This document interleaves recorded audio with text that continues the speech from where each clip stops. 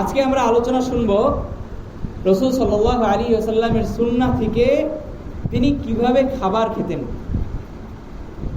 রাসূল সাল্লাল্লাহু আলাইহি ওয়াসাল্লামের এই সুন্নাহগুলো আসেন আমরা বোঝার সুবিধার্থে তিনটা ধাপে জানার চেষ্টা করি, তাহলে আমাদের মনে রাখতে সুবিধা হবে। প্রথম নাম্বার ধাপে আমরা জানার চেষ্টা করি রাসূল সাল্লাল্লাহু আলাইহি ওয়াসাল্লাম খাবার পূর্বে কি কি কাজ করতেন। রাসূল সাল্লাল্লাহু আলাইহি ওয়াসাল্লাম যখন খাবার খেতেন, খাবার গ্রহণ করতেন, এর পূর্বে তিনি সুন্দরভাবে হাত দুইটা ধৌত করতেন, পরিষ্কার করতেন।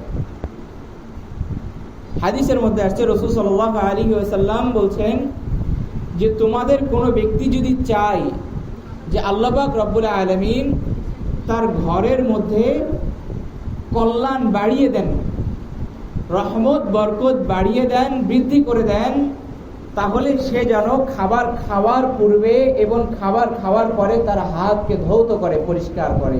সুবহানাল্লাহ। আমরা অনেক সময় দেখবেন যে খাবার খাই, বাহিরে আছি, হাত ধুতে অলসতা কাজ করছে, হুট করে একটা খাবার নিয়ে খাওয়া শুরু করে দিয়েছি, এমনটা হয়। কিন্তু আমরা হরহামেশাই করি, কিন্তু এটা করা উচিত না। এর দ্বারা যেমনিভাবে আল্লাহ তাআলার রহমত আমাদের প্রতি আসে না, ঠিক অনুরূপভাবে মেডিকেল সায়েন্সের পরিভাষায়, চিকিৎসা বিজ্ঞানের পরিভাষায় অনেক ক্ষতি আসে।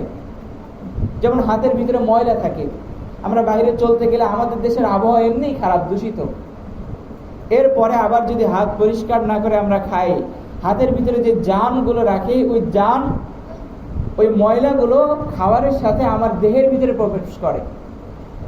এর কারণে আমি যে একটা ভালো খাবার খাচ্ছি, ওই খাবারের যে উপকারিতা আমার ভিতরে যাওয়ার কথা ছিল, কিন্তু ওই উপকারিতা হয়তো 100% যাওয়ার কথা ছিল, কিন্তু যাই হচ্ছে 50%। এর কারণ হচ্ছে ওই যে ময়লা, আমি খাবার খেয়েছি ভালো, কিন্তু ওই খাবারের সাথে আমার হাতের সাথে লেগে থাকা ময়লা জার্মগুলো আমার শরীরের ভিতরে চলে গেছে। এজন্য রাসূল সাল্লাল্লাহু আলাইহি ওয়াসাল্লাম এর খাবার খাওয়ার ক্ষেত্রে শুরুর দিকে পূর্বের প্রথম নাম্বার সুন্নাহ হলো হাত পরিষ্কার করে খাবার গ্রহণ করা। দ্বিতীয় নম্বর সুন্নাহ হলো বিসমিল্লাহ বলে ডান হাত দিয়ে এবং নিজের পাশ থেকে খাবার গ্রহণ করা। হযরত ওমর ইবনে আবি সালামা রাদিয়াল্লাহু তাআলা আনহু বলছেন যে আমি রাসূল সাল্লাল্লাহু আলাইহি ওয়াসাল্লামের তত্ত্বাবধানে বড় হয়েছি, তো আমার একটা অভ্যাস ছিল যে আমি খাবার খাওয়ার সময় প্লেটের এপাশ থেকে ওপাশ থেকে ছিন্ন বিচ্ছিন্নভাবে খেতাম। হয়তো মন চাইছে একবার ডান পাশ থেকে খাচ্ছি, একবার বাম পাশ থেকে খাচ্ছি, একবার সামনের দিক থেকে খাচ্ছি। আমরা বড় মানুষ, আমাদের অনেক সময় না হলে দেখবেন ছোট বাচ্চারা এমন করে খায় যে মন চাচ্ছে ডান পাশ থেকে খাচ্ছে, মন চাচ্ছে বাম পাশ থেকে খাচ্ছে। এতে করে ওই খাবারের মধ্যে আল্লাহ তাআলার বরকত থাকে না। তো রাসূল সাল্লাল্লাহু আলাইহি ওয়াসাল্লাম তাকে বলছেন, ইয়া গোলাম, হে বৎস, সাম্মিল্লাহ ওয়াকুল বিয়ামিনিক ওয়াকুল মিম্মা ইয়ালিক। হে বৎস, তুমি খাবার খাওয়ার সময় বিসমিল্লাহ বলে খাবে, আল্লাহ তাআলার নাম নিয়ে খাবে। ওয়াকুল বিয়ামিনিক, এবং খাওয়ার সময় ডান হাত দ্বারা খাবে। ওয়াকুল মিম্মা ইয়ালিক, এবং তোমার সামনের দিক থেকে, তোমার কোলের পাশ থেকে তুমি খাবে। বর্তমান সময়ে দেখবেন আধুনিকতার যুক্ত প্রগতিশীলরা অনেকে খায়, ডান হাত দিয়েও খায়, বাম হাত দিয়েও খায়। বিশেষ করে যারা একটু বিত্তশালী তারা হাত দিয়ে তো খায় না, চামচ দিয়ে খায়। খাওয়ার সময় দুই হাত ব্যবহার করে, ডান হাতে ব্যবহার করে, বাম হাতে ব্যবহার করে, এক হাতে ধরে আর এক হাতে ছিঁড়ে ছিঁড়ে খায়। এটা রাসূল সাল্লাল্লাহু আলাইহি ওয়াসাল্লামের সুন্নাহ না। এজন্য আমরা যখন খাবার খাওয়ার সময় প্রথমে বিসমিল্লাহ বলে খেতে হবে, আল্লাহ তাআলার নাম নিয়ে খাবার খাওয়া শুরু করতে হবে, এবং ডান হাত দ্বারা খাবার খেতে হবে। হয়তো অনেকে দেখে দেখে আমাদের ভিতরে এই ট্র্যাডিশনটা আসতে পারে যে দুই হাত দিয়ে ছিঁড়ে ছিঁড়ে খাওয়ার যে ট্র্যাডিশন, এটাকে আমাদের পরিহার করতে হবে। আমরা মুসলিম, সর্ব অবস্থায় আমাদের আদর্শ হচ্ছেন মুহাম্মদুর রাসূলুল্লাহ সাল্লাল্লাহু আলাইহি ওয়াসাল্লাম। তিনি যেভাবে খাবার গ্রহণ করেছেন, যেভাবে বলেছেন, সেভাবে আমাদেরকে খাবার গ্রহণ করতে হবে। তার ভিতরে আমাদের জন্য কল্যাণ নিহিত আছে।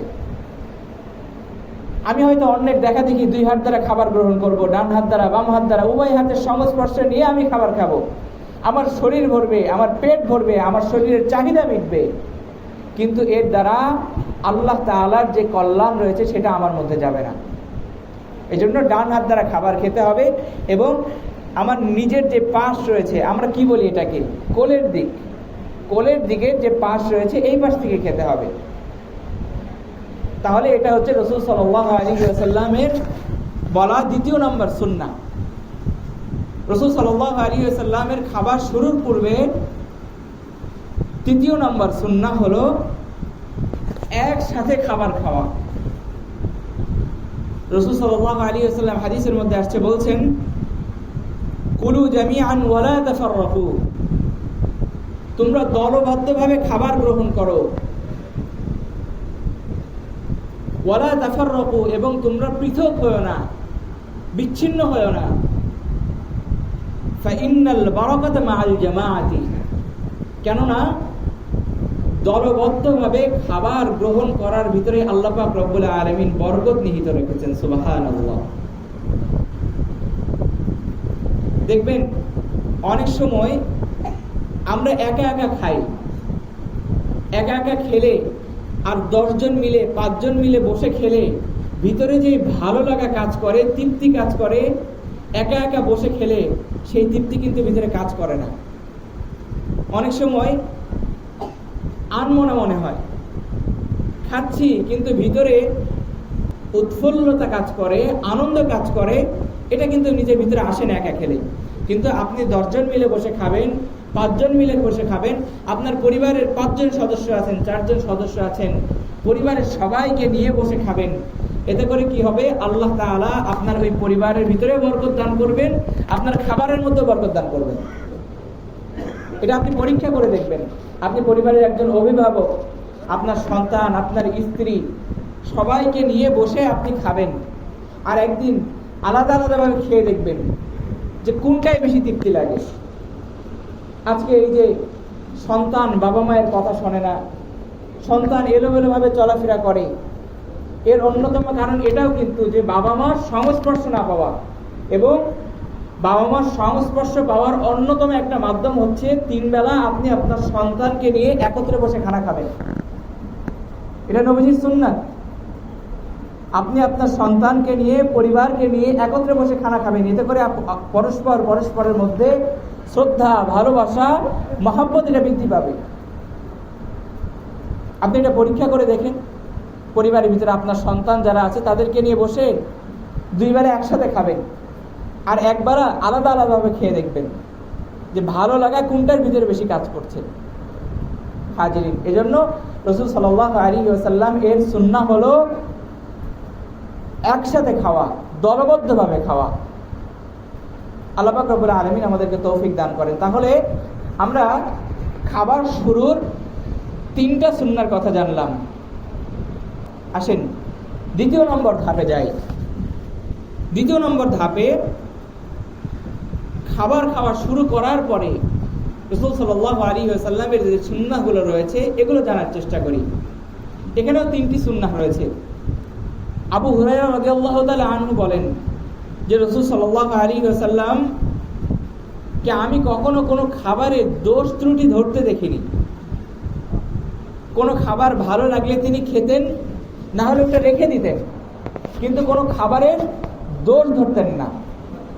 আচ্ছা, নিজের কাছে একটু প্রশ্ন করে দেখুন তো, আমার বয়স 40 বছর হয়েছে, 50 বছর হয়েছে, অথবা 30 বছর হয়েছে, আমার এই 30 বছরের জীবনে এমন কি ঘটেছে যে আমি খাবার খেয়েছি অথচ আমার কাছে ভালো লাগেনি, আমি এর দোষ ধরিনি? আমি খাবার খেয়েছি কিন্তু আমার কাছে ভালো লাগেনি, আমি এর দোষ ত্রুটি ধরিনি, এমন কি হয়েছে? হয় নাই। এটা আমাদের একটা অভ্যাস যে খাবার খেলে ভালো না লাগলে আমরা এর দোষ ত্রুটি ধরতে ব্যস্ত হয়ে যাই। অথচ এটা রাসূল সাল্লাল্লাহু আলাইহি ওয়াসাল্লামের সুন্নাহ পরিপন্থী, এবং রাসূল সাল্লাল্লাহু আলাইহি ওয়াসাল্লামের জীবনে তিনি কখনো এমনটি করেননি। পরিবারের ভিতরে স্ত্রী অথবা মা কষ্ট করে রান্না করেছেন, হয়তো একটু নুন কম হয়েছে, ঝাল কম হয়েছে, মশলাটা একটু কম হয়েছে, স্বাদ অত একটা হয়নি, ভালো লাগছে না আমার কাছে, বকা দিয়ে বসি, রাগ করে বসি। অথচ এই মানুষগুলো কার জন্য খাবার তৈরি করে? আমার আপনার জন্যই তো খাবার তৈরি করে। সে আর কতটুকু খায়? আপনার স্ত্রী, আপনার আমার মা যে খাবারগুলো তৈরি করেন, কাদের জন্য তৈরি করেন? আমাদের জন্যই তো করেন। বরঞ্চ যেই খাবারগুলো তারা রান্না করেন, আমাদের জন্য তৈরি করেন, এর বেশিরভাগ অংশ এবং ভালো যে অংশ সেগুলো আমাদের পাতে উঠিয়ে দেন, আর যে অংশগুলো বেশি একটা ভালো না, আমরা পছন্দ করি না, এগুলো নিজেদের জন্য রেখে দেন, তারা খাওয়ার চেষ্টা করেন। এটা মেয়েদের একটা স্বভাব। তাহলে এই খাবারের ভিতরে একটু ত্রুটি হলে, আমার পছন্দ না হলে, একটু নুন কম হলে আমি দোষ ত্রুটি ধরে বসি। আবার অনেকে তো এমন আছে তাদের উপরে আঘাত করে। এটা গর্হিত কাজ এবং গুনাহের কাজ। হাজরিন, এজন্য খাবার আমার ভালো লাগলে আমি খাবো, না হলে আমি রেখে দেব। আমার ভালো লাগছে না, আমার খাওয়ার তো দরকার নেই। এটা গেল রাসূল সাল্লাল্লাহু আলাইহি ওয়াসাল্লাম এর খাবার শুরুর পরের প্রথম সুন্নাহ, যে খাবারের দোষ না ধরা। দ্বিতীয় নম্বর সুন্নাহ হলো খাবার পড়ে গেলে সেই খাবারটাকে উঠিয়ে খাওয়া।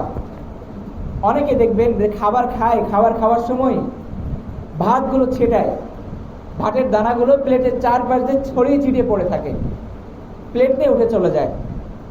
রাসূল সাল্লাল্লাহু আলাইহি ওয়াসাল্লাম হাদিসের ভিতরে বলছেন, তোমাদের কারোর খাবারের কোনো লোকমা যদি বাহিরে পড়ে যায়, তাহলে সে যেন সেটাকে উঠিয়ে পরিষ্কার করে খায়, কোনো শয়তানের জন্য সেটা যেন ফেলে না রাখে। নাউযুবিল্লাহি মিন যালিক। তাহলে আপনি যে অংশটা ফেলে রাখছেন, ওই অংশটা শয়তান এসে খাবে, ভক্ষণ করবে। এজন্য কোনো অংশ যদি পড়ে যায়, আমাদের দেশে এই কালচার কম। আপনি বাইরের দেশে যান, বিশেষ করে আরব কান্ট্রিগুলোতে যান, দেখবেন যে ওরা এক খাঞ্চারে খেতে বসেছে, খাঞ্চার এক পাশ থেকে 3 ভাগের 1 ভাগ কি খায়, অথচ খায়ও না, বাকি অংশগুলো ফেলে রেখে দিয়ে চলে যায়।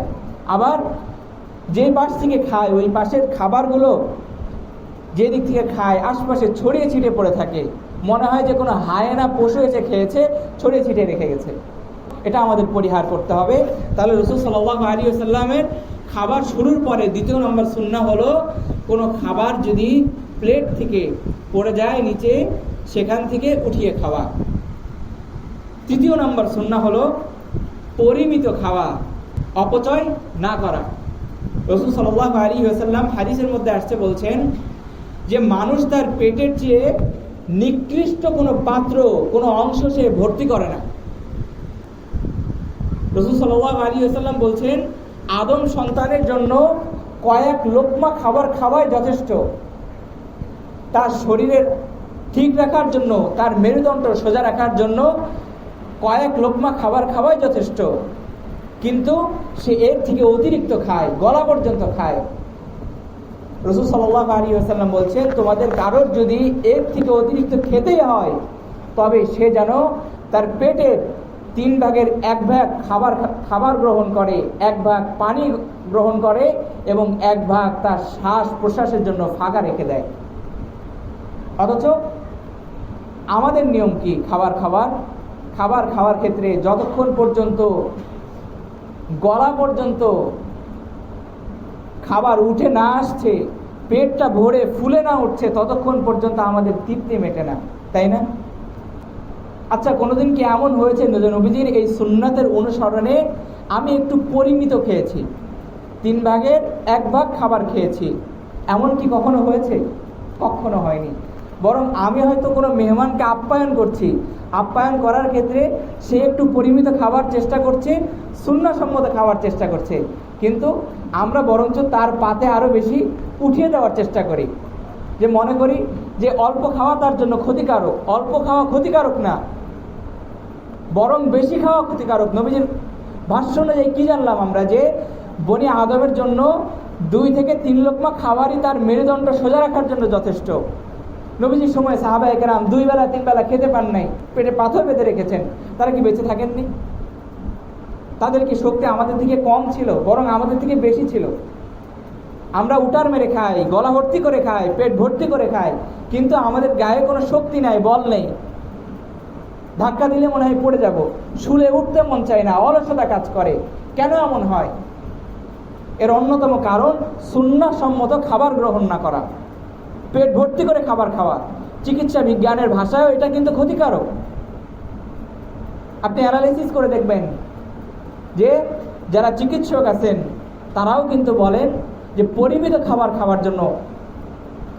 তাহলে নবীজির অন্যতম সুন্নাহ হলো পরিমিত খাবার গ্রহণ করা, অপচয় না করা। আমরা অনেকে আছি আমাদের পেটের খিদার থেকে চোখের খিদা বড়, যে আমি খেতে পারবো হয়তো 3 মুঠ, কিন্তু আমি নিয়েছি 6 মুঠ খাবার, 7 মুঠ খাবার খেয়েছি, বাকিটুকু ফেলে দিচ্ছি। এই যে অপচয় করছি, এটা গুনাহের কাজ, গর্হিত কাজ। হাজিরিন, এজন্য আমাদের শরীরের জন্য উপকারী এবং নবীজির সুন্নাহ হলো পরিমিত খাবার গ্রহণ করা। আমার পেটের 3 ভাগের 1 ভাগ খাবার গ্রহণ করা, 1 ভাগ পানি খাওয়া এবং 1 ভাগ শ্বাস প্রশ্বাসের জন্য রেখে দেওয়া। হাজিরিন, তাহলে এই 3টা গেল নবীজির খানা খাওয়া শুরু করার পরে সুন্নাহ। তৃতীয় ধাপ যেটি রয়েছে খাবার খাওয়া শেষের সুন্নাহ। রাসূল সাল্লাল্লাহু আলাইহি ওয়াসাল্লাম এর এই ক্ষেত্রে প্রথম নম্বর সুন্নাহ হলো আঙ্গুল এবং প্লেট সুন্দরভাবে পরিষ্কার করে খাওয়া। আমাদের ভাষায় কি বলি এটাকে, যে কেউ যদি আঙ্গুল পরিষ্কার করে খায়, প্লেট ভালোভাবে পরিষ্কার করে খায়, এটাকে কি বলি? চেটে খাওয়া। চেটে খাওয়া, এই চেটে পুটে খাওয়া, এটা নবীজির সুন্নাহ।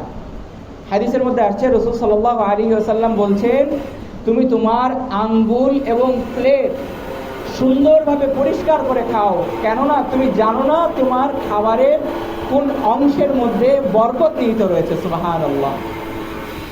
হাজিরিন, আপনি হয়তো আপনার খাবারের একটা লোকমা পড়ে গেছে, ফেলে দিলেন, অথবা আপনি খাবার খেয়েছেন, আপনার প্লেটের ভিতরে তরকারির যে ঝোলগুলো থাকে এগুলো লেগে আছে, আপনি অবস্থায় থালটা পরিষ্কার করে ফেলে দিলেন ধুয়ে, কিন্তু ওর ভিতরে আল্লাহ পাক রব্বুল আলামিন যদি বরকত নিহিত রাখেন, তাহলে আপনি ওই বরকত থেকে বঞ্চিত হবেন। তাহলে খাবারের মধ্যে যদি বরকত না থাকে তাহলে কি হবে? আমি খাবার খাবো, অনেক বেশি খাবো, কিন্তু আমার মনেরও তৃপ্তি হবে না, আমার শরীরেরও তৃপ্তি হবে না। একটা হাদিসের মধ্যে আসছে যে এক ব্যক্তি ইসলাম গ্রহণ করার পূর্বে অনেক বেশি খাবার খেতেন, হয়তো 7 প্লেট 5 প্লেট এমন খাবার খেতেন, কিন্তু ইসলাম গ্রহণ করার পরে তিনি আর বেশি খেতে পারেন না, অল্প খান। রাসূল সাল্লাল্লাহু আলাইহি ওয়াসাল্লামের কাছে আসার পরে নবীজি বলছেন এর একটা কারণ, সেটা হচ্ছে মুসলমান 1 পেটে খায় আর কাফের 7 পেটে খাবার খায়। অর্থাৎ একজন মুসলমান যখন আল্লাহর নাম নিয়ে খায়, নবীজির সুন্নাহ অনুসরণ করে খায়, তখন ওই খাবারগুলো তার মধ্যে থাকে। আর একজন কাফের যখন খাবার খায় তখন তার সাথে সে খায়, তার সাথে আরো শয়তানের সাঙ্গ পাঙ্গরা এসে জোড়ে এবং তারাও খাবার ভক্ষণ করে। এজন্য মুসলমান 1 পেটে খায় এবং কাফের 7 পেটে খায়। আমরা যখন খাবার খাবো তখন চেষ্টা করব সুন্দরভাবে প্লেটটাকে পরিষ্কার করে খাওয়ার জন্য। দ্বিতীয় নম্বর সুন্নাহ হলো খাবার খাওয়া শেষে আল্লাহ তাআলার কৃতজ্ঞতা আদায় করা, শুকরিয়া আদায় করা।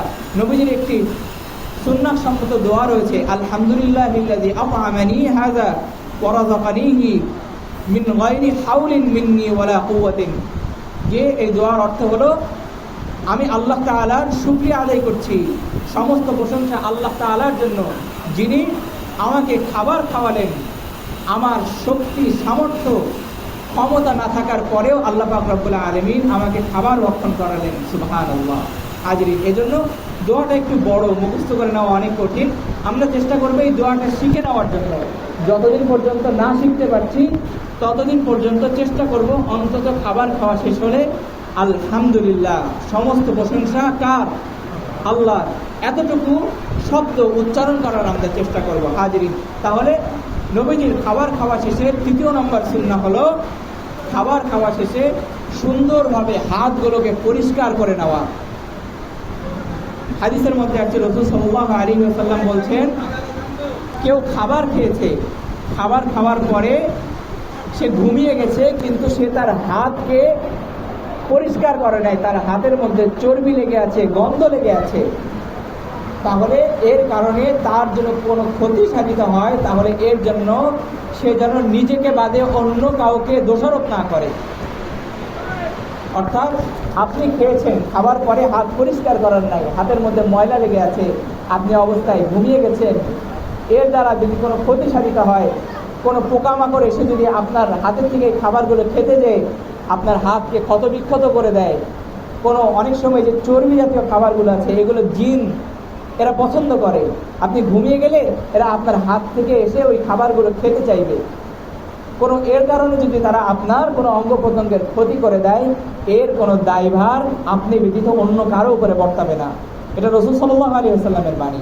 হাজিরিন, এজন্য আমরা যখন খাবার খাবো, খাবার খাওয়া শেষে সুন্দরভাবে হাতকে পরিষ্কার করে নেব।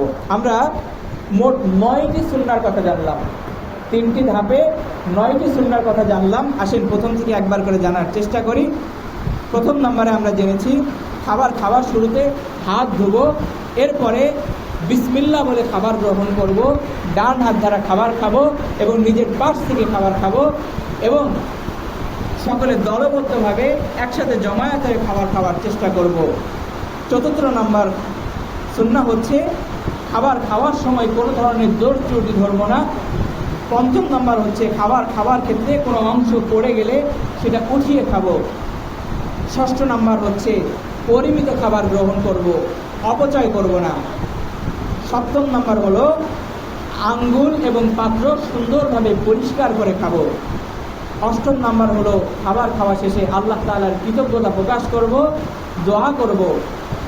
নবম নাম্বার হলো খাবার খাওয়া শেষে সুন্দরভাবে হাতটাকে পরিষ্কার করে নেব। আল্লাহ পাক রব্বুল আলামিন আমাদের সকলকে এই সুন্নাহগুলো পালন করার তৌফিক দান করেন, আমিন।